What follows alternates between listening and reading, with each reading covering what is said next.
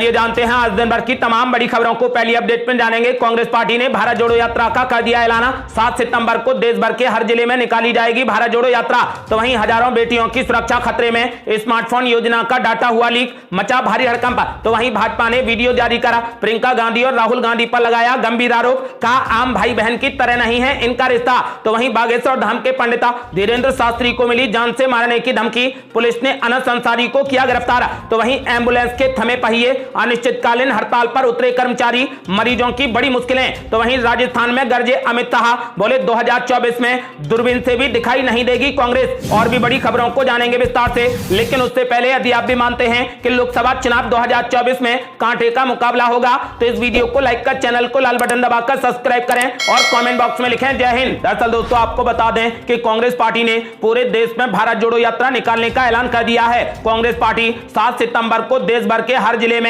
भारत जोड़ो यात्रा निकालेगी। कांग्रेस पार्टी ने राहुल गांधी की कन्याकुमारी से लेकर कश्मीर तक की निकाली गई भारत जोड़ो यात्रा के 1 साल पूरे होने के मौके पर देश भर के हर जिले में भारत जोड़ो यात्रा निकालने का ऐलान कर दिया है। कांग्रेस पार्टी ने इसके लिए कई जगहों पर आयोजन करने की भी योजना बनाई है। इसके अलावा इसकी पूरी जानकारी जल्द ही जिला कमेटियों को भेजी जाएगी। आपको बता दें कि कांग्रेस पार्टी ने ऐलान कर दिया है कि कांग्रेस 7 सितंबर को देश भर के हर जिले में भारत जोड़ो यात्रा निकालेगी।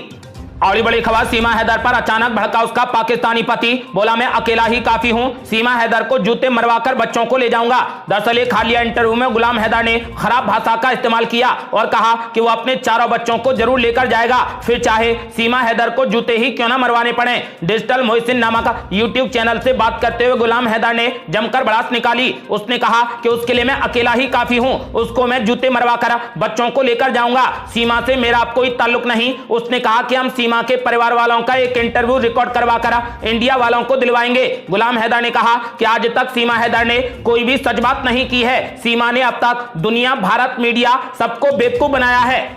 और ये बड़ी खबर, हजारों बेटियों की सुरक्षा खतरे में, स्मार्टफोन योजना का डाटा हुआ लीक, मचा भारी हड़कंप। दरअसल राजस्थान में सरकारी कर्मचारियों की बड़ी लापरवाही सामने आई है। यहां पर अशोक गहलोत सरकार की स्मार्टफोन वितरण योजना के तहत मोबाइल पाने वाली युवतियों और महिलाओं का डाटा सार्वजनिक कर दिया गया। इसमें युवतियों और महिलाओं के मोबाइल नंबर समेत उनके जनाधार नंबर और एड्रेस भी शामिल है। मामला सामने आने के बाद स्थानीय प्रशासन में हड़कंप मच गया है। महिलाओं की सुरक्षा से जुड़े इस मामले की संवेदनशील को समझते हुए रायपुर उपखंड अधिकारी सुरेश कुमार ने इसकी जांच बिठाकर लापरवाही बरतने वाले कर्मचारियों को नोटिस जारी कर दिया है। और बड़ी खबर, भाजपा ने वीडियो जारी कर राहुल गांधी और प्रियंका गांधी के रिश्ते पर लगाए गंभीर आरोप, कहा आम भाई बहन जैसा नहीं है इनका रिश्ता। दरअसल भारतीय जनता पार्टी की ओर से जारी किए गए एक वीडियो पर बवाल मचा है। दरअसल पार्टी ने कांग्रेस नेता राहुल गांधी और प्रियंका गांधी के रिश्ते पर सवाल खड़े करते हुए एक वीडियो सोशल मीडिया पर साझा किया है। इसके कैप्शन में कहा गया है कि उनके बीच रिश्ता एक आम भाई बहन जैसा नहीं है। ट्विटर पर भाजपा की ओर से पोस्ट किए गए इस वीडियो में कैप्शन में लिखा गया है कि राहुल गांधी और प्रियंका गांधी का रिश्ता एक आम भाई बहन जैसा नहीं है। प्रियंका गांधी राहुल गांधी से तेज हैं, पर राहुल गांधी के इशारे पर ही पार्टी नाच रही है। सोनिया गांधी भी पूरे तरीके से राहुल गांधी के साथ हैं। घमंडिया गठबंधन की मीटिंग से प्रियंका गांधी का गायब होना यूं ही नहीं है। इसमें कहा गया है कि बहन का इस्तेमाल सिर्फ चुनाव प्रचार के लिए किया जा रहा है। इस 5 मिनट 36 सेकंड के वीडियो में 5 बिंदुओं में अलग अलग आरोप लगाए गए हैं। और ये बड़ी खबर, शिवराज की लाडली बहना योजना पर कांग्रेस पार्टी ने बोला जबरदस्त हमला, इस योजना को बताया वोट खरीदने की मंडी। दरअसल कमलनाथ सरकार में मंत्री रहे जीतू पटवारी ने मुख्यमंत्री शिवराज सिंह चौहान पर जुबानी हमला बोलते हुए कई गंभीर आरोप लगाए हैं। उन्होंने मुख्यमंत्री शिवराज सिंह चौहान पर तंज कसते हुए कहा कि 4 बार के असफल मुख्यमंत्री ने वोट खरीदने के लिए तमाम ऐसी योजनाओं को बढ़ावा दिया है जिसके माध्यम से लोगों के खाते में रुपए डाले जा रहे हैं। जीतू पटवारी ने प्रदेश सरकार पर आरोप लगाते हुए लाडली बहना योजना सहित अन्य योजनाओं को वोट खरीदने की मंडी करार दिया। और बड़ी खबर, बागेश्वर धाम के पंडित धीरेन्द्र शास्त्री को मिली जान से मारने की धमकी, पुलिस ने अनस अंसारी को किया गिरफ्तार। दरअसल उत्तर प्रदेश के बरेली में अनस अंसारी नाम के युवक ने बागेश्वर धाम के पीठाधीश्वर पंडित धीरेन्द्र शास्त्री को जान से मारने की धमकी दी। अनस अंसारी ने इंस्टाग्राम पर धमकी भरा पोस्ट कर कहा कि बाबा पर मौत मंडरा रही है। सनातन धर्म और उसके प्रचारक धीरेन्द्र शास्त्री को लेकर किए गए विवादित पोस्ट को लेकर हिंदू संगठनों में आक्रोश है। हिंदू संगठनों की ओर से पुलिस से आरोपी के खिलाफ सख्त कार्रवाई की मांग की गई है। मामले की गंभीरता को देखते हुए पुलिस ने मुकदमा दर्ज कर लिया है और आरोपी को गिरफ्तार कर लिया है। और बड़ी खबर, मुख्यमंत्री एमके स्टालिन के बेटे को सनातन धर्म पर बोलना पड़ा भारी, चारों ओर से नेताओं ने घेरा, कांग्रेस पार्टी ने झाड़ लिया पल्ला। दरअसल तमिलनाडु के मुख्यमंत्री एमके स्टालिन के बेटे उदयनिधि स्टालिन के सनातन धर्म को लेकर दिए गए विवादित बयान पर अब विवाद शुरू हो गया है। भाजपा नेताओं समेत कई लोग विरोध दर्ज करा रहे हैं। उदयनिधि स्टालिन ने कहा कि सनातन धर्म सामाजिक न्याय और समानता के खिलाफ है, इसीलिए सनातन धर्म को खत्म करना होगा। सनातन धर्म को खत्म करने वाली टिप्पणी पर हिंदू महासभा के अध्यक्ष स्वामी चक्रपाणी ने उदयनिधि स्टालिन को आड़े हाथों लिया। उन्होंने कहा कि मंत्री को समझना चाहिए कि सनातन धर्म कोई टॉफी या बताता नहीं जो मुंह में डाला और गल जाएगा। सनातन धर्म सदियों से अस्तित्व में है और रहेगा। उन्होंने कहा कि यह दुर्भाग्य की बात है कि जितने भी इंडिया गठबंधन से जुड़े लोग हैं वो प्रधानमंत्री मोदी के बजाय सनातन धर्म से लड़ रहे हैं। उनका उद्देश्य सनातन धर्म को खत्म करना है। आपको बता दें कि इस बयान को लेकर कांग्रेस पार्टी ने पल्ला झाड़ लिया है। महाराष्ट्र कांग्रेस प्रमुख नाना पटोले ने कहा कि कांग्रेस का रुख स्पष्ट है, हम किसी भी धर्म पर कोई टिप्पणी नहीं करना चाहते या फिर किसी की भावनाओं को ठेस पहुंचाना नहीं चाहते। कांग्रेस नेता राशिद अलवी ने कहा कि जिसने ये कहा है वो गलत है, लेकिन धर्म का राजनीतिकरण करने के लिए भाजपा के नेता जिम्मेदार हैं। और बड़ी खबर है, एम्बुलेंस के थमे पहिए, अनिश्चितकालीन हड़ताल पर उतरे कर्मचारी, मरीजों की बड़ी मुश्किलें। दरअसल राजस्थान की राजधानी जयपुर में प्रदेश के सभी एम्बुलेंस कर्मचारी खुद को संविदा रूल्स में शामिल किए जाने की मांग को लेकर आंदोलन कर रहे हैं। एम्बुलेंस सेवा 108 और 104 के कर्मचारियों ने बड़ी संख्या में जयपुर में जुटकर सरकार से संविदा नियमों में एम्बुलेंस कर्मियों को शामिल किए जाने की मांग की। राजस्थान के एम्बुलेंस कर्मी पिछले 10 वर्षों से ठेका प्रथा बंद करने की लगातार मांग कर रहे हैं। एम्बुलेंस कर्मियों के प्रदेश अध्यक्ष सुजाराम सारण का कहना है कि हमारी सरकार से एक ही मांग है कि एम्बुलेंस कर्मियों को संविदा नियमों में शामिल किया जाए। सारण ने कहा कि हम नहीं चाहते कि किसी भी मरीज को कोई परेशानी हो, लेकिन सरकार हमें आंदोलन करने के लिए मजबूर कर रही है। बता दें कि प्रदेश में 6200 एम्बुलेंस कर्मी हैं। 108 और 104 की 900 एम्बुलेंस रविवार से सड़कों पर दिखना बंद हो गई। एम्बुलेंस कर्मियों के हड़ताल पर जाने से मरीजों एवं सड़क दुर्घटना में घायल लोगों को अस्पताल तक पहुंचाने के लिए बड़ी समस्या पैदा हो रही है। एम्बुलेंस कर्मियों का कहना है कि इसकी संपूर्ण जिम्मेदारी अशोक गहलोत सरकार की है। और बड़ी खबर, कांग्रेस पार्टी पर जमकर बरसे गृह मंत्री अमित शाह, बोले 2024 में दूरबीन से भी नहीं दिखेगी कांग्रेस। दरअसल बीजेपी ने राजस्थान में अपनी दूसरी परिवर्तन संकल्प यात्रा को आदिवासी बाहुल्य डूंगरपुर जिले में स्थित आदिवासियों के सबसे बड़े आस्था के केंद्र बेड़ेश्वर धाम से रवाना कर दिया। इस यात्रा को रवाना करने के लिए केंद्रीय गृह मंत्री अमित शाह पहुंचे। अमित शाह ने इस मौके पर आयोजित सभा को संबोधित करते हुए कहा कि 2024 में कांग्रेस पार्टी दूरबीन से भी नहीं दिखेगी। अमित शाह ने केंद्र की नरेंद्र मोदी सरकार की उपलब्धियां गिनाते हुए राजस्थान में कांग्रेस की अशोक गहलोत सरकार को जड़ से उखाड़ फेंकने का आह्वान किया। अमित शाह ने भ्रष्टाचार और कानून व्यवस्था समेत विभिन्न मुद्दों पर अशोक गहलोत सरकार को जमकर घेरा। उन्होंने वागड़ के मंदिरों और संतों का नाम लेकर यहां की धरती को नमन किया और कहा कि जब परिवर्तन यात्रा समाप्त होगी तब अशोक गहलोत सरकार की विदाई होगी। और बड़ी खबर, G20 समिट से पहले प्रधानमंत्री नरेंद्र मोदी ने चीन और पाकिस्तान को लगा दी कड़ी फटकार। बोले भारत अरुणाचल या कश्मीर कहीं भी कर सकता है बैठक। दरअसल दिल्ली में 9 और 10 सितंबर को होने जा रहे G20 शिखर सम्मेलन से पहले प्रधानमंत्री नरेंद्र मोदी ने चीन और पाकिस्तान को जोरदार फटकार लगा दी है। प्रधानमंत्री मोदी ने दो टूक शब्दों में कहा कि इन दोनों को भारत को यह कहने का कोई हक नहीं है कि वो अपने देश में राजनयिक बैठकों को किस जगह पर आयोजित करे। प्रधानमंत्री मोदी ने कश्मीर और अरुणाचल प्रदेश में भारत द्वारा G20 की बैठकें आयोजित करने के खिलाफ चीन और पाकिस्तान द्वारा उठाई गई सभी आपत्तियों को खारिज कर दिया। प्रधानमंत्री मोदी ने कहा कि मेजबान देश के लिए देश के हर हिस्से में राजनयिक बैठकें करना स्वाभाविक है। प्रधानमंत्री मोदी ने कहा कि अगर हमने उन जगहों पर बैठकें आयोजित करने से परहेज किया होता तो ऐसा सवाल वैध हो जाता। हमारा देश इतना विशाल, इतना सुंदर और विविधतापूर्ण है। जब G20 की बैठकें हो रही हैं तो क्या यह स्वाभाविक नहीं कि बैठकें हमारे देश में हर हिस्से में होंगी, चाहे फिर वो कश्मीर हो या फिर अरुणाचल प्रदेश हो। प्रधानमंत्री मोदी ने एक दशक से भी कम समय में इकोनॉमी के पैरामीटर में 5 स्थानों की छलांग लगाने के देश के रिकॉर्ड का हवाला देते हुए कहा कि निकट भविष्य में भारत दुनिया की टॉप 3 अर्थव्यवस्था में होगा। और बड़ी खबर, बैंक ऑफ बड़ौदा के ग्राहकों के लिए बड़ी खुशखबरी। अब यूपीआई क्यूआर कोड को स्कैन कर डिजिटल रुपया से कर सकते हैं पेमेंट। दरअसल अगर आप पब्लिक सेक्टर के बैंक ऑफ बड़ौदा के ग्राहक हैं तो आपके लिए बड़ी खुशखबरी है। बैंक ऑफ बड़ौदा ने अपने यूजर्स के लिए डिजिटल रुपया ऐप पर सीबीडीसी, यूपीआई और क्यूआर कोड फंक्शन को शुरू कर दिया है। बैंक की इस सर्विस के जरिए ग्राहकों और दुकानदारों के बीच बिना किसी रुकावट के ट्रांजेक्शन किया जा सकेगा। ग्राहक मर्चेंट आउटलेट पर किसी भी यूपीआई क्यूआर कोड को स्कैन करने और लेन देन करने के लिए बैंक ऑफ बड़ौदा डिजिटल रुपया ऐप का उपयोग कर सकेंगे।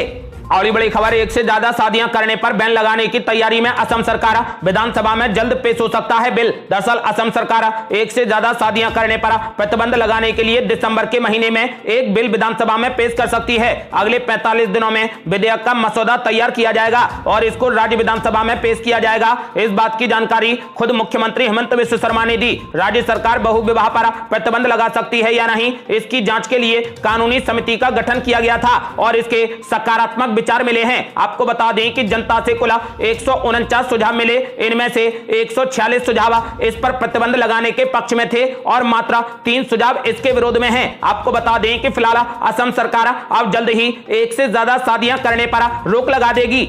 और बड़ी खबर, संसद के विशेष सत्र की रणनीति बनाने में जुटा पूरा विपक्ष। कांग्रेस अध्यक्ष मल्लिकार्जुन खड़गे ने अपने घर पर बुलाई इंडिया गठबंधन की बड़ी बैठक। दरअसल केंद्र सरकार की ओर से संसद का विशेष सत्र बुलाए जाने के बाद पूरा विपक्ष रणनीति बनाने में जुटा है। सूत्रों से मिली जानकारी के मुताबिक कांग्रेस के राष्ट्रीय अध्यक्ष मल्लिकार्जुन खड़गे ने 5 सितंबर को अपने घर पर विपक्षी दलों की बैठक बुलाई है। 5 सितंबर की शाम 8 बजे से राज्यसभा में विपक्ष के नेता मल्लिकार्जुन खड़गे की अध्यक्षता में इंडिया गठबंधन के सभी दलों के नेताओं की बड़ी बैठक होगी। बैठक के बाद मल्लिकार्जुन खड़गे के घर पर ही डिनर का भी आयोजन किया गया है। आपको बता दें कि केंद्र सरकार ने 18 से 22 सितंबर तक संसद का विशेष सत्र बुलाया है। इसे लेकर विपक्ष एकजुट होकर कांग्रेस अध्यक्ष मल्लिकार्जुन खड़गे के घर पर मीटिंग करेगा। और बड़ी खबर, केबीसी से करोड़पति बने पंजाब के जसकरण 4 बार रिजेक्ट होने पर भी नहीं मानी हार, फिर हासिल किया बड़ा मुकाम। दरअसल पंजाब के तरनतारन में रहने वाले 21 साल के जसकरण ने अपने मजबूत हौसलों के दम पर ही केबीसी में इस साल के पहले करोड़पति बनने का मुकाम हासिल किया है। 4 और 5 सितंबर को दिखाए जाने वाले कौन बनेगा करोड़पति प्रोग्राम में जसकरण बिग बी यानी अमिताभ बच्चन के साथ में हॉट सीट पर बैठे दिखेंगे। 21 वर्षीय जसकरण सिंह का कहना है कि वो 4 बार रिजेक्ट हो चुके थे, लेकिन फिर भी उन्होंने उम्मीद नहीं छोड़ी। जो चीजें उन्हें किताबों में नहीं मिली उन्हें ऑनलाइन ढूंढा, पढ़ा और उसके बाद उन्हें यह कामयाबी हासिल हुई है। और बड़ी खबर, लोकसभा चुनाव 2024 को प्रभावित करने की बड़ी साजिश। अंबानी, अडानी और वेदांता तक को निशाना बना रही देश विरोधी ताकतें। दरअसल लोकसभा चुनाव 2024 के नतीजों को प्रभावित करने के लिए भारत विरोधी ताकतें साजिशन देश के बड़े उद्योगपतियों पर एक के बाद एक आरोपों की झड़ी लगा रही हैं। अंबानी से लेकर अडानी और वेदांता तक विदेश में बैठी इन ताकतों के निशाने पर हैं। विदेशी संगठन देश के अंदर अपने रहमो करम पर काम करने वाली संस्थाओं को हथियार बनाकर इन उद्योगपतियों को निशाना बना रहे हैं। वरिष्ठ पत्रकार अभिजीत मजूमदार का मानना है कि यह सब प्रधानमंत्री मोदी का रथ रोकने के लिए किया जा रहा है। इसकी फंडिंग जॉर्ज सोरोस और उनके जैसे अन्य पश्चिमी उद्योग परिवार कर रहे हैं। इनका इरादा फर्जी खबरों और आरोपों के जरिए जनता को सरकार के प्रति भड़काना और देश को नुकसान पहुंचाना है। जानकारों का मानना है कि अपनी साजिश को अंजाम तक पहुंचाने के लिए ये लोग देश के अंदर कई गैर सरकारी संगठनों को वित्तीय मदद मुहैया करते हैं। दान और मदद के लिए भेजी गई इस रकम के बदले ये संस्थान फर्जी खबरों और आरोपों का प्रचार प्रसार कर इस तरीके का माहौल पैदा करते हैं। इन फर्जी खबरों के जरिए झूठी धारणाएं गढ़ी जाती हैं, जिससे देश के अंदर इन कारोबारियों की छवि धूमिल होती है और सरकारी तंत्र भी सवाल के घेरे में आता है। जानकारों के मुताबिक ऐसे देश विरोधी ताकतें G20 शिखर सम्मेलन जैसे बड़े वैश्विक आयोजन का अब भरपूर फायदा उठाने की फिराक में हैं। आपको बता दें कि अदानी समूह के खिलाफ हुए हालिया खुलासों को भी इसी कड़ी से जोड़कर देखा जा रहा है। G20 शिखर सम्मेलन के दौरान बड़ी संख्या में विदेशी मेहमान देश में होंगे। इस वक्त ये देश विरोधी ताकतें अपने कुप्रचार एजेंडे से मोदी की छवि बिगाड़ने की पूरी कोशिश करेंगी। भारत को मिल रहे वैश्विक समर्थन से भी इनकी नींदें उड़ी हुई हैं। और ये बड़ी खबर, उड़ीसा में आकाशीय बिजली गिरने से 10 लोगों की मौत। मौसम विभाग ने दी कड़ी चेतावनी, कहा 4 दिन बचकर रहें। दरअसल देश के पूर्वोत्तर हिस्से में बारिश थमने का नाम नहीं ले रही। मौसम विभाग का कहना है कि उत्तरी प्रायद्वीप भारत, उड़ीसा और छत्तीसगढ़ में अगले 4 दिन भारी बारिश हो सकती है। इस बीच उड़ीसा में आकाशीय बिजली गिरने से 10 लोगों की मौत हो गई, जबकि 3 लोग बुरे तरीके से झुलस गए। उड़ीसा के लिए IMD ने कड़ी चेतावनी जारी की है और कहा कि अगले कुछ दिन बचकर रहें। और बड़ी खबर, स्टालिन के बयान पर गृह मंत्री अमित शाह ने बोला जबरदस्त हमला। बोले सनातन धर्म का अपमान कर रहा इंडिया गठबंधन। दरअसल केंद्रीय गृह मंत्री अमित शाह ने DMK और उनके इंडिया गठबंधन के सहयोगी कांग्रेस के नेताओं पर सनातन धर्म को खत्म करने की बात करने का आरोप लगाया। इस दौरान उन्होंने हिंदू संगठनों की तुलना प्रतिबंधित आतंकी संगठन लश्कर-ए-तैयबा से करने को लेकर कांग्रेस सांसद राहुल गांधी पर भी जमकर हमला बोला। उन्होंने कहा कि DMK चीफ MK स्टालिन के मंत्री बेटे की सनातन धर्म को लेकर की गई टिप्पणी दिखाती है कि विपक्षी गठबंधन इंडिया हिंदुत्व से नफरत करता है। उन्होंने कहा कि यह हमारी विरासत पर हमला है। गृह मंत्री अमित शाह राजस्थान के डूंगरपुर के बड़ेश्वर धाम में बीजेपी की परिवर्तन यात्रा के शुभारंभ के अवसर पर बोल रहे थे। इस दौरान गृह मंत्री अमित शाह ने आरोप लगाया कि उदयनिधि स्टालिन की टिप्पणी इंडिया गठबंधन की वोट बैंक और तुष्टीकरण की राजनीति का हिस्सा है।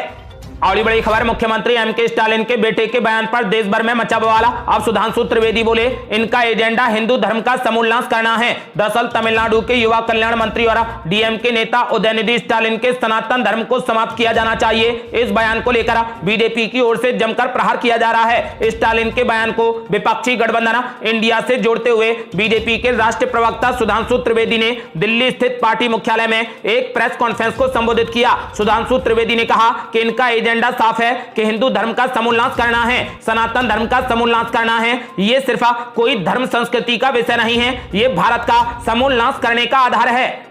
और बड़ी खबर, उद्धव ठाकरे ने प्रधानमंत्री मोदी से कर डाली बड़ी अपील। बोले संसद के विशेष सत्र में मराठाओं को आरक्षण दे सरकार। दरअसल महाराष्ट्र के जालना में मराठा आरक्षण को लेकर प्रदर्शन किया जा रहा है। इस बीच शिवसेना यूबीटी के अध्यक्ष उद्धव ठाकरे ने प्रधानमंत्री मोदी से मराठा आरक्षण को लेकर अपील की है। उन्होंने प्रधानमंत्री मोदी से 18 सितंबर को बुलाए जाने वाले विशेष सत्र के दौरान मराठाओं को आरक्षण देने की मांग की। उद्धव ठाकरे ने कहा कि मैं प्रधानमंत्री नरेंद्र मोदी से संसद के विशेष सत्र में मराठा आरक्षण देने की अपील करता हूं। आंदोलन कर रहे लोगों पर लाठीचार्ज करने को लेकर भी उन्होंने महाराष्ट्र की शिंदे सरकार पर जमकर हमला बोला और कहा कि जब उनकी सरकार थी उस समय भी आंदोलन हुए थे, लेकिन तब किसी पर लाठीचार्ज नहीं किया गया था। पुलिस की ओर से प्रदर्शनकारियों पर लाठीचार्ज करने के बाद अब प्रदेश की राजनीति गर्मा गई है। आपको बता दें कि कई नेताओं ने मुख्यमंत्री और उप मुख्यमंत्री से इस्तीफा भी मांगा है। और बड़ी खबर, राहुल गांधी की शादी को लेकर बीजेपी नेता ने दिया विवादित बयान। कांग्रेस पार्टी ने बोला जबरदस्त हमला। दरअसल उत्तर प्रदेश के लखीमपुर खीरी में केंद्रीय गृह राज्य मंत्री अजय मिश्रा टैनी ने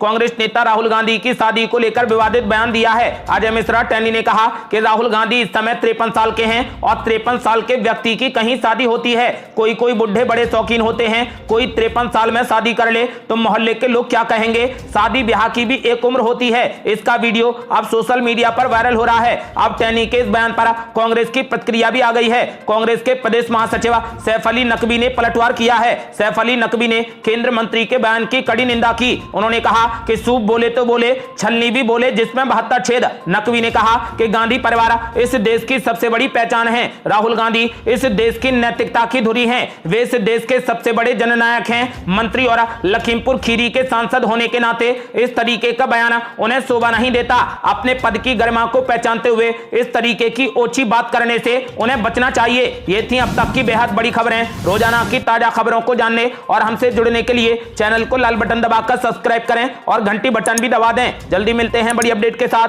तब तक के लिए जय हिंद, जय भारत।